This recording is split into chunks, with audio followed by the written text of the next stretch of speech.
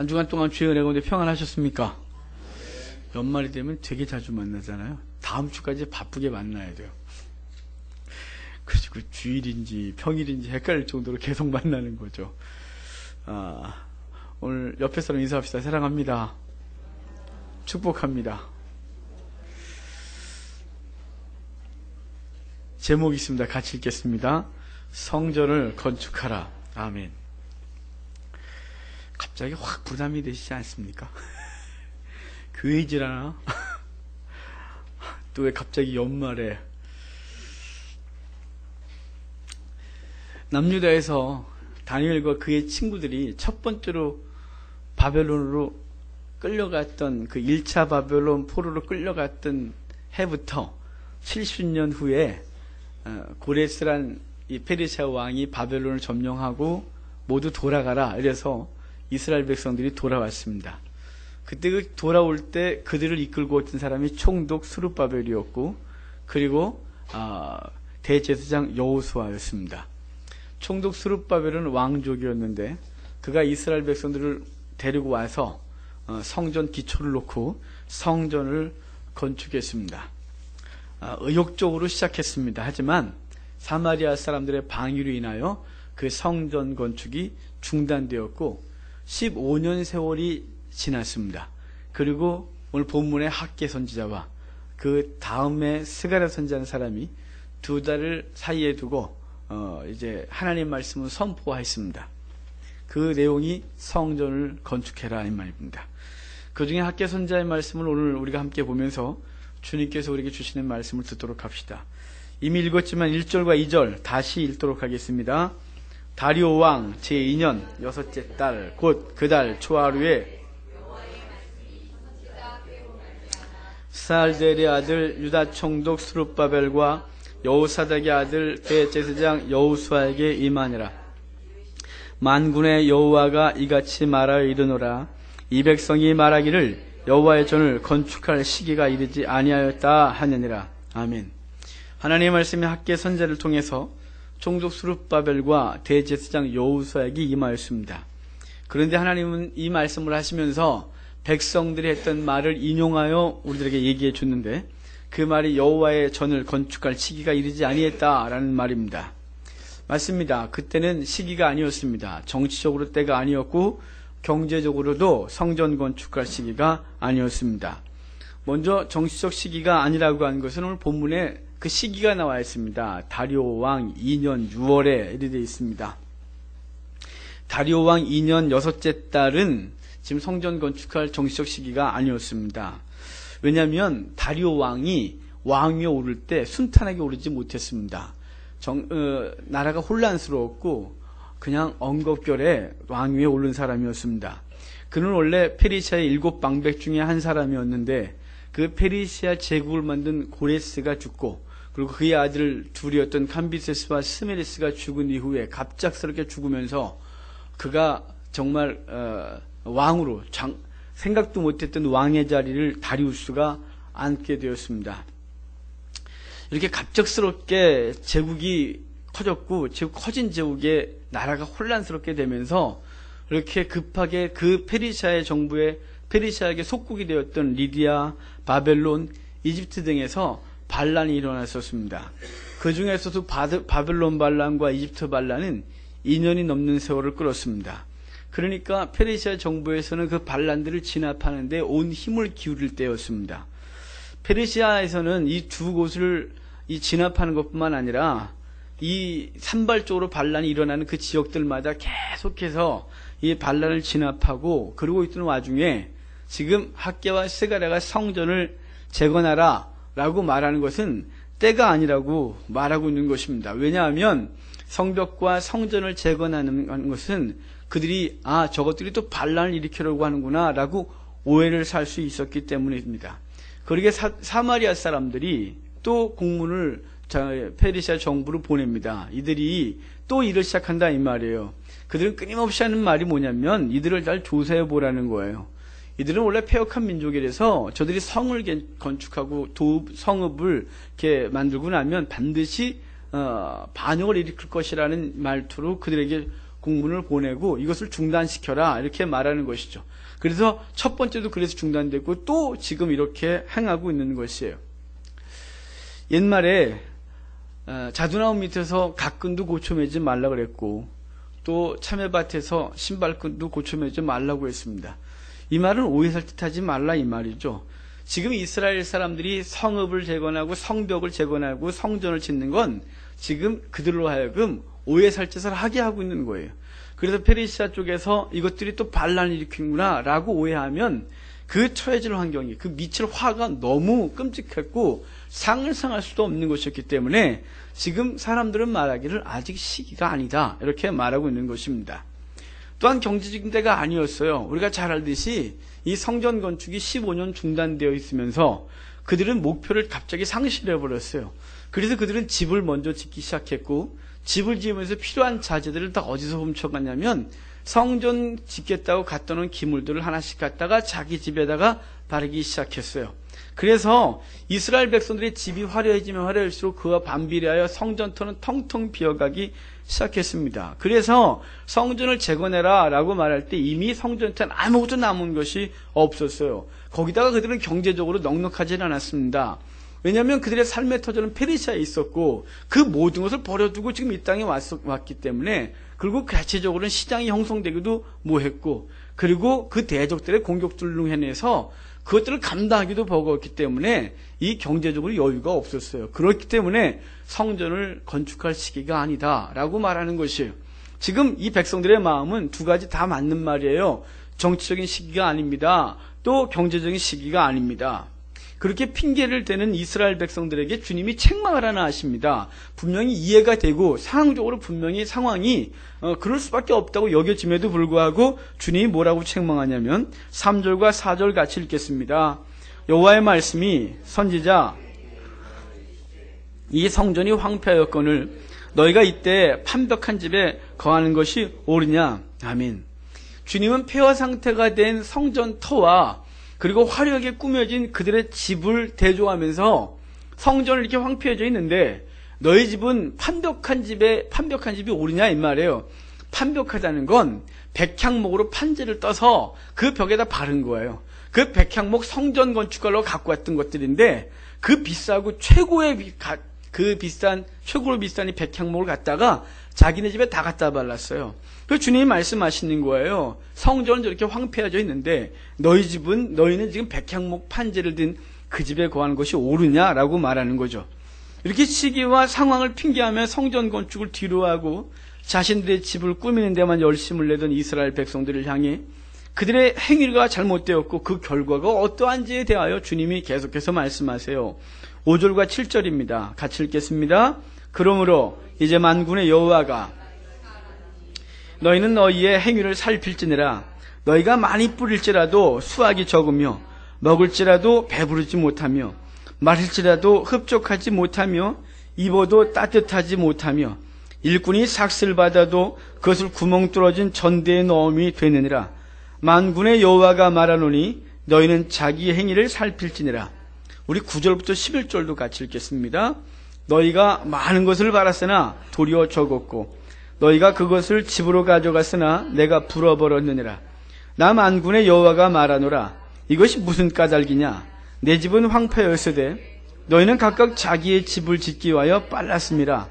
그러므로 너희로 말미암아 하늘은 이슬을 그쳤고 땅은 산물을 그쳤으며 내가 이 땅과 산과 곡물과 새 포도주와 기름과 땅의 모든 소산과 사람과 가축과 손으로 수고하는 모든 일에 한재를 들게 하였느니라. 아멘. 하나님은 그들이 하나님의 성전을 폐허로 놓아둔 채 자신들의 집만을 꾸민 것을 책망하고 있습니다. 그러면서 뭐라고 말하냐면 너희의 행위를 살펴라 라고 2번이나 반복하고 있어요.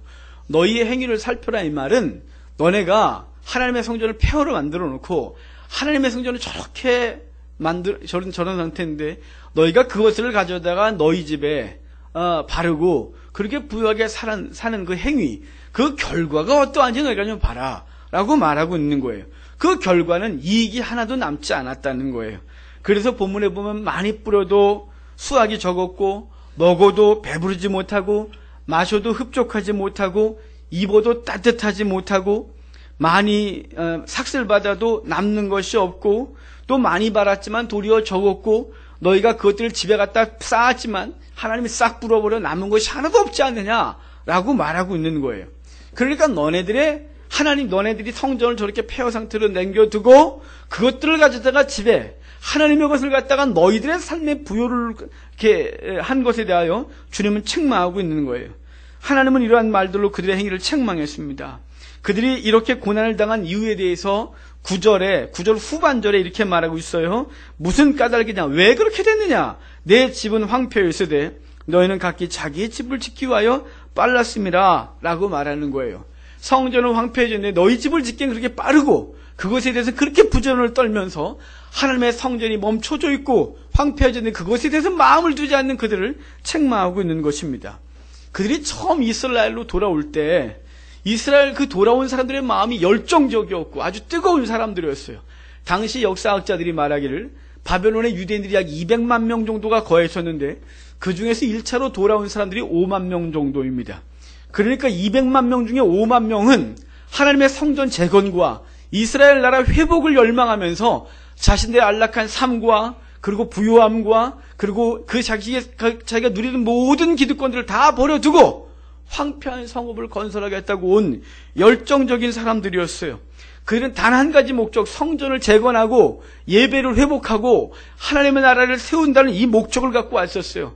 그 뜨겁고 열정적인 사람들이 그 목표를 상실하면서 서서히 세속화됐습니다. 시간이 흐르면서 성전에 대한 관심은 줄었고 자신들의 삶의 회복과 부요함, 안락한 삶을 추구하는 것에 마음을 빼앗겨 하나님께서 자신들에게 하시는 말씀을 들을 수 없는 사람들이 된 것입니다. 귀가 막힌 것이에요. 그래서 본서 2장 17절을 보면 이렇게 되어 있습니다. 만군의 여호와가 말하노라. 내가 너희 손으로 지은 모든 일에 곡식을 마르게 하는 재앙과 깐부기 재앙과 우박으로 쳤으나 너희가 내게로 돌이키지 아니하였느니라. 선지자들은 계속해서 말했어요. 계속해서 하나님이 사인을 주는데 너네는 듣지 못하고 들어도 돌아오지 않는 것에 대하여 주님이 답답해하세요. 하나님께서 아모스서 4장을 통해서도 너희가 내게로 돌아오지 않았다라는 말을 계속해서 반복하고 있는데 그 반복하는 얘기 중에 이런 것이 있어요. 너희가 양식이 떨어지겠는데 너희에게 내가 양식이 떨어지겠는데 내게 돌아오지 않았다. 너희가 가뭄이 들었는데도 내게 돌아오지 않았다. 메뚜기 재앙을 내가 너에게 보냈는데도 너희가 돌아오지 않았다. 연병이 내가 너에게 임하게 했는데 너희가 돌아오지 않았다. 전쟁으로 쳤지만 너희가 내게 돌아오지 않았다. 너희가 내게로 돌아오지 않았다고 계속해서 말해요. 그들이 왜 그랬을까요? 귀가 닫혔어요. 상황을 보는 눈이 닫혔어요. 하나님의 소리가 들리지 않는 거예요. 하나님의 큰 소리, 많은 물소리 같이 외치는 그분의 음성을 듣지 못하여 그분이 원하는 자리로 돌아오지는 못하는 거예요. 그래서 우리 본장 10절과 11절에서 이렇게 말했어요. 그러므로 너희로 말미암아 하늘은 이슬을 그쳤고 땅은 산물을 그쳤으며 내가 이 땅과 산과 곡물과 세포도주와 기름과 땅의 모든 소산과 사람과 가축과 손으로 수고하는 모든 일에 한재를 들게 했다. 이렇게 말하고 있습니다. 하나님 이런 그들에게 한 가지 요구하세요. 그들에게 딱 한 가지만 요구했어요. 8절 같이 읽겠습니다. 8절입니다. 너희가 산에 올라가서 성전을 건축하라. 그리하면 내가 그것으로 말미암아 기뻐하고 또 영광을 얻으리라. 여호와가 말하였느니라. 아멘. 주님은 이스라엘 백성들에게 산에 올라가서 나무를 가져다가 성전을 건축해라 이렇게 말하는 거예요. 이스라엘 산에 예루살렘에서 그 주변 산지를 돌아봐야 건축할 만한 목재가 없어요. 포도나무 건축 못해요. 감람나무 공예품에 쓰는 나무예요. 종려나무 섬유줄에 대해서 아무것도 못해요. 할 수 있는 게 상수리 나무나 그리고 쥐엄나무 열매, 쥐엄나무 정도가 있지만 그것은 성전을 지을 만한 목재가 되지 못했어요. 그러니까 지금 주님 말씀하시는 게 뭘까요? 산에 올라가 나무를 가져다가 성전을 건축해라 이 말은 산에 나무 없는데 무엇을 하라는 걸까요? 주님은 지금 요구하는 게 뭐냐면 화려한 성전 건축 그것을 목표로 말씀하시는 건 아니라 너희가 내게 마음을 좀 드려라 라고 말하고 있는 거예요. 주님이 원하신 것이 뭐냐면 화려함이 아니었어요. 큰 것도 아니었어요. 너희의 마음을 내게 좀 드려 라고 말하고 있는 거예요. 하나님의 전을 향한 마음, 마치 다윗이 하나님의 전을 향하여 마음을 품었고 나단 선자가 당신은 피를 흘려 안 되고 당신의 아들 때 될 것이라고 했을 때 하나님을 찬송하고 다윗이 무엇했습니까?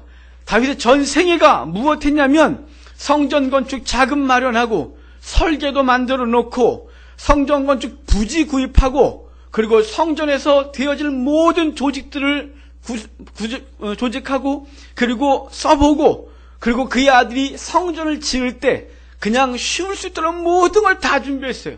다윗의 전생엔 오직 하나, 하나님의 성전에 마음을 둔 것이었어요.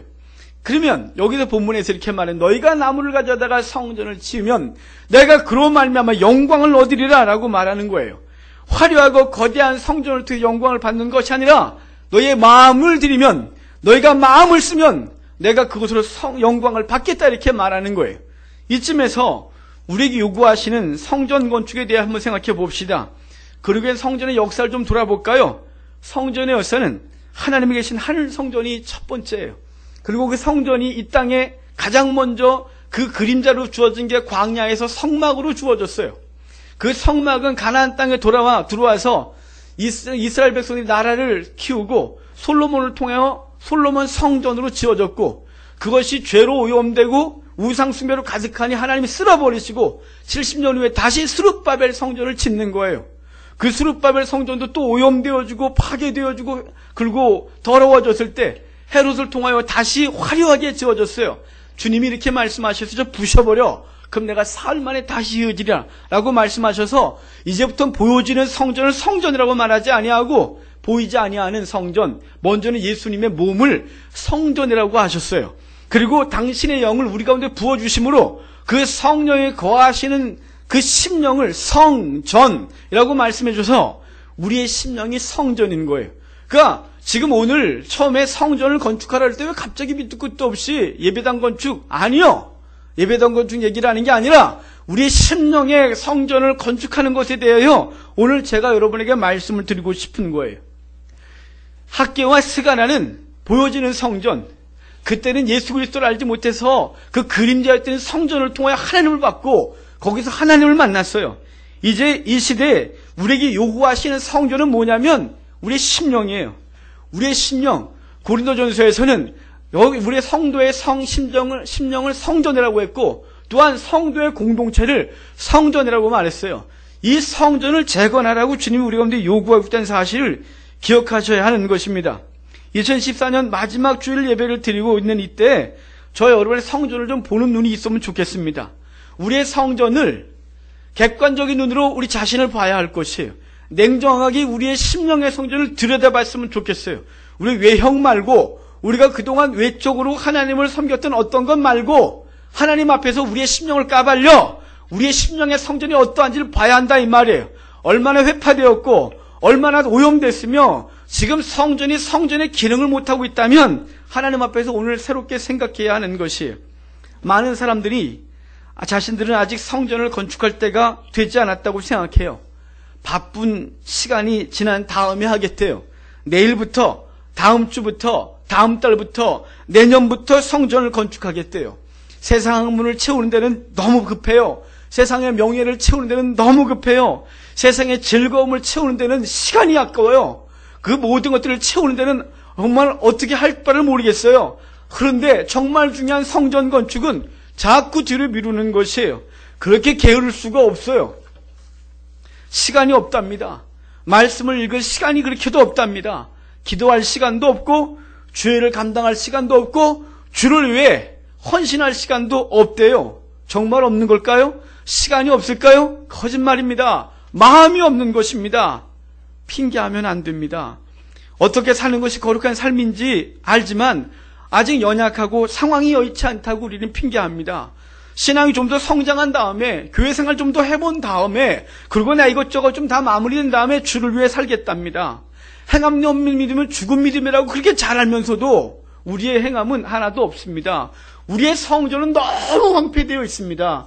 우리의 성전은 텅 비어 있고 그것들 다 끄집어다가 하나님께서 주신 시간과 건강과 재물과 그리고 많은 재능들을 온통 어디에 썼냐면 자기 육적인 집을 짓는 데만 갖다 처발랐습니다. 그리고 그 집에서 즐거워합니다. 내 삶 속에 쌓은 많은 성들, 우리 미가서, 하박국서, 나훔서 등등 그것을 피성이라고 말해요. 피로 건축한 성읍이죠. 그리고 이 가인이 쫓겨나서 그 아들 에녹을 낳고 곧바로 에녹성을 쌓아요. 그 성을 아무리 쌓아도 만족할 수가 없는 성을 계속해서 하나님의 성전에서 갖다가 짓고 있는 거예요.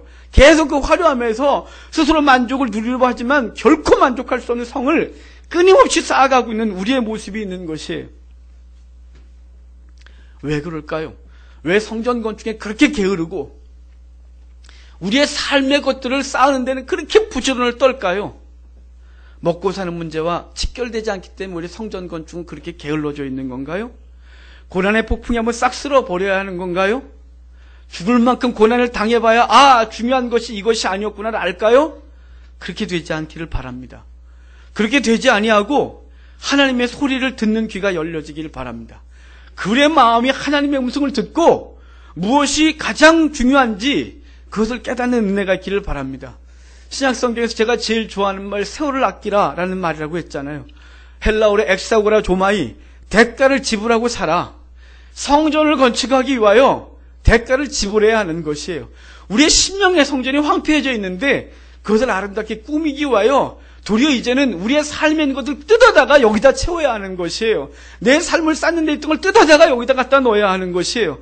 그것을 위해 투자해야 되는 거예요. 대가를 지불해야 되는 거예요. 대가를 지불하지 않으면서 우리의 성전이 아름다워지기를 기대하는 것은 도둑놈 심보인 거예요. 핑계를 대는 우리들과는 달리 성경에 보면 많은 사람들이 우선순위가 하나님이었어요. 여호수아가 이스라엘 백성들을 이끌고 가나안 땅에 들어왔을 때 그들에게 가장 시급한 문제는 뭐냐면 대적들을 물리치고 성을 점령하는 거였어요.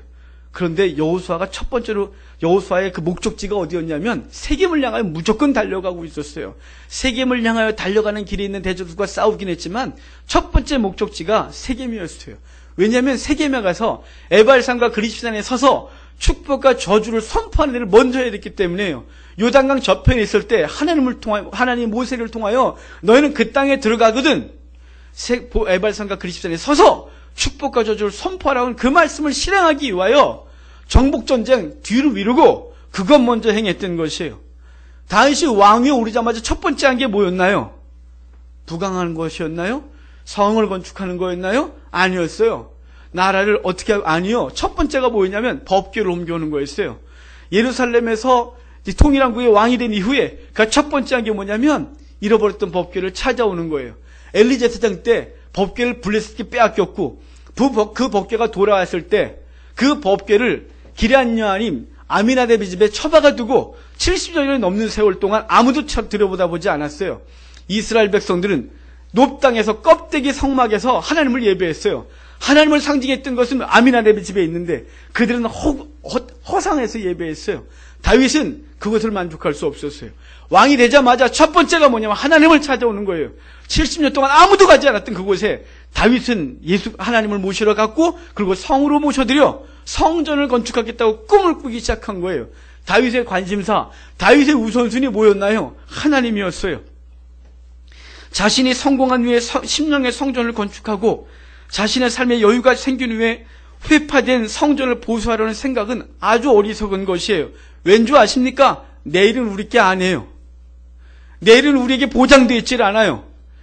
이제 얼마 있으면 2015년이니까 2015년이 내 거라고 착각하지 마십시오. 어제 죽은 사람들이 2015년을 기대 안 했을까요? 어제 사고로 죽은 사람들이 오늘을 기대하지 않았을까요?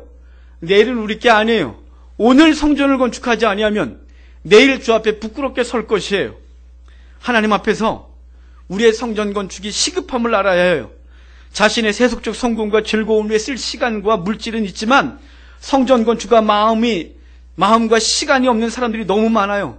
온갖 이유와 핑계를 대고 성전 건축을 뒤로 미루는 어리석음을 범하는 것이 현대 교인들인 줄 아십니까? 현대 교인들은 집중력이 다 사라졌어요. 하나님 앞에 집중하지 않아요. 하나님은 도구일 뿐이에요. 말로는 주를 위해 생명을 바친대요. 말로는 주께서 요구하시면 다 드리겠대요. 말로는 주를 위해 헌신하고 말로는 다 한대요. 하지만 진정으로 주님께서 요구하실 때는 아무것도 할 수 없는 무능력한 존재, 현대교인들인 거예요. 왜 그럴까요? 성전의 마음을 들이질 않았어요. 우리의 심령의 성전을 건축하는 데 너무 게을렀어요. 그래서 그 속에서 하나님과 깊은 교제가 없는 거예요. 왜냐하면 그분이 그 안에서 마음껏 말씀하시고 활동해야 되는데 우리가 거기에 집중하지 아니하고 우리의 관심이 세상에 있고 우리의 관심이 우리의 육신의 집에 있고 우리의 관심이 우리의 육신의 명예에 있기 때문에 하나님과 말할 수가 없는 거예요. 그분이 아무리 외쳐도 들을 귀가 들리질 않는 거예요. 왜냐하면 거기에 집중하니까요. 마치 TV에 빠져 있으면 옆에서 소리를 질러도 거기에 푹 빠져갖고 그 소리가 안 들리듯이 우리는 세상에 너무 귀를 기울이고 있고 거기에 초점 맞추고 그것을 달려가고 있어서 주의 어마어마한 소리들이 안 들리는 거예요. 그 많은 물소리같이 외치는 주의 소리가 안 들려요. 그러니 세상 사람들이 성전을 찾았다가 모두 돌아가는 거예요. 성전이래 또 교회 생각하지 마세요. 우리예요.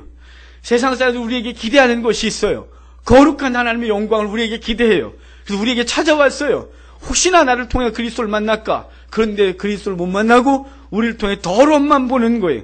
온갖 더러운 행실이 우리 속에 있어서 믿는 것들 정말 답답하네. 그리고 돌아가 버리는 거예요. 그래서 다시는 성전으로 기대하지 않는 거예요. 성전으로 나오지 않는 거예요. 이러한 모습을 미가서 2장 9절에서 이렇게 말해요. 내 백성의 부녀들을 그들의 즐거운 집에서 쫓아내고 그들의 어린 자녀에게서 나의 영광을 영원히 빼앗았다. 말라기서 2장 13절에 이렇게 말해요. 너희가 이런들도 행하나니 곧 눈물과 울음과 탄식으로 여호와의 제단을 가리게 하는도다. 그러므로 여호와께서 다시는 너희의 봉헌물을 돌아보지도 아니하시며 그것을 너희 손에서 기꺼이 받지도 아니하신다라고 말하는 것이 세속적인 것이 우리 속에 자리 잡을 때마다 우리의 심령은 점점점 황폐해지고 있다는 것을 기억하셔야 됩니다. 세상 것으로 내 성이 점점점 높아지고 그 높아지는 것을 보면 만족할 때마다 우리 속의 심령은 점점 황폐해지고 있는 것이에요. 왜냐하면 은혜로 채우지 아니하면 세상 것으로 들어오기 때문에요. 우리의 심령은 빈 상태로 있을 수가 없어요. 마치 진공 상태 같아서 우리의 심령은 무엇인가 빡빡 빨아들여요. 은혜를 빨아들이지 않으면 세상 것을 빨아들이는 거예요. 세상 것을 가득 두면 은혜가 들어오지 않는 거예요. 그래서 은혜를 채우면 우리 속에 있는 세상 것들은 빠져나가기 시작하는 거예요. 그러니까 우리의 심령이 끊임없이 무엇인가를 요구하고 있는데 은혜로 채우지 아니하면 세상 것으로 가득 채우는 존재가 되고 만다 이 말입니다. 우리의 심령의 성전은 온전하십니까? 세상 것을 아무리 많이 모았어도 온갖 근심과 걱정으로 가득하지 않습니까? 세상 근심, 세상 즐거움을 채우면 채워줄 줄 알았던 것들 여전히 채우지 않은 것 여러분 보고 계시지 않습니까? 마시면 더 갈증을 느끼게 하는 바닷물을 마음껏 마시는 것처럼 어리석은 것이 세상 것을 채우면 우리가 만족할 거라고 생각하는 어리석음인 것입니다. 아닙니다. 오직 주의 은혜 채워야 우리의 성전은 가득해지는 것입니다. 이제 본문에서 요구하시는 하나님의 말씀을 들어야 합니다. 핑계대지 말고 상황과 형편을 이유로 들며 자신의 심령을 쓰레기장으로 만들고 황폐한 상태로 내어버리는 자들이 아니라 산에 올라가서 나무를 가져다가 성전을 건축하는 마음을 들여야 하는 것입니다. 내가 주 앞에서 무엇을 해야 할까 고민해야 하는 것입니다. 성전 건축을 위해 마음을 정합시다. 그리고 주님을 기대합시다. 주님 다음과 같이 약속해 주셨습니다. 13절입니다. 13절 같이 읽겠습니다. 그때 여호와의 사자가 받아 백성에게 말하여 이르되 여호와가 말하노니 내가 너희와 함께 하노라 하니라. 아멘. 마음을 들여 그럼 내가 너희와 함께 하겠다고 말씀하고 있는 거예요. 하나님의 뜻대로 살고자 하는 자들과 주님은 함께 하겠다고 말하고 있어요. 우리 14절 15절 마저 읽겠습니다.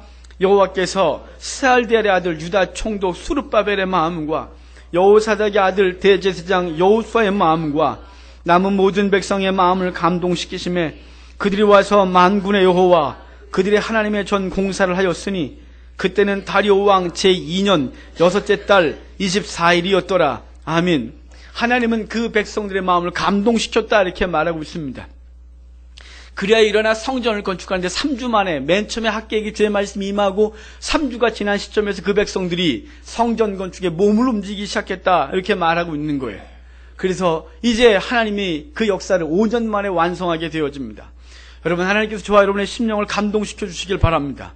그래서 이전에 2014년에 있었던 많은 부끄러운 것들, 우리 속에는 황폐한 이 심령을 다시 새롭게 하고, 그리고 하나님 앞에서 다시 기초를 놓고 하나님 말씀으로, 기도로, 그리고 선한 행실로 성전을 건축해 나가기를 바랍니다. 그래서 우리를 만나는 사람들이 이 우리를 만나는 성전에 들어온 것과 같이 되어지고, 그들도 주님 만나 그들의 심령도 성전 되게 하는 은혜가 있기를 바랍니다. 이제 2014년을 마무리하는 이때 우리의 성전을 돌아보고 2015년의 성전 건축을 위해 주의 말씀에 귀 기울이고 마음을 들여 아름다운 성전을 건축하는 자들이 되기를 주의 이름으로 축복합니다. 기도하겠습니다.